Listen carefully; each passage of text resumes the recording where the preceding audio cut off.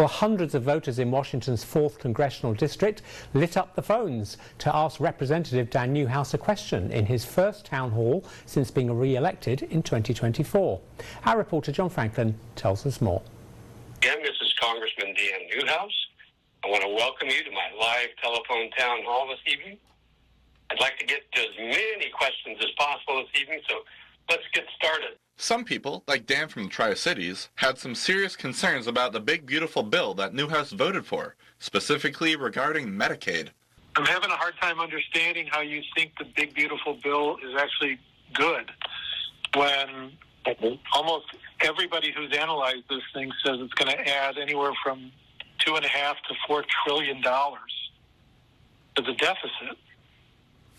And the bill also cuts out $700 billion from Medicaid, and millions of people are going to lose their insurance coverage. So what leads you to believe that this is good? We're going to encourage work in this country, which used to be a good thing.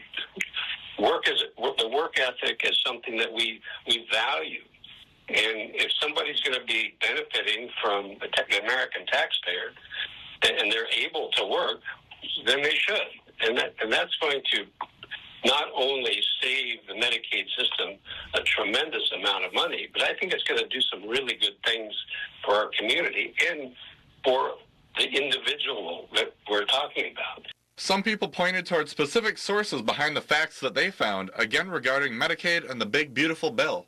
Looking at the Becker Hospital report, I'm looking at the CBO reports, and all of them, talk about how the $1 trillion in Medicaid cuts is not going to be even minimally reduced by a $50 billion allocation that is temporary, by the way, and only half of it will be spread out equally. We're going to have to compete with red states that are favored by the Trump administration for any of that money. So I guess my question is, what are you going to do to stand up to these cuts that benefit the uber wealthy instead of people in rural America? Right. There are some organizations that are projecting a huge increase in our national debt because of passage of the bill. And then there are others that take issue with that. If you look, all you have to do is tweak some of the projections, and you get a whole different outcome. Growth in GDP can be impacted by a lot of different levers, and so I'm not. If we look back at 2017, I'm not sure that what they're saying, because they predicted the same thing back then. We saw tremendous growth in our economy because of the passage of the Tax Cut and Jobs Act. This bill, had I not voted to support that, would have increased all Americans' taxes.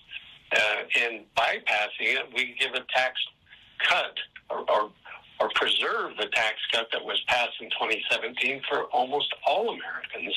For Action News, I'm John Franklin. Well, thank you, John. Now, it was a very long town hall, and we will tell you more about the questions and the answers on tomorrow's newscast.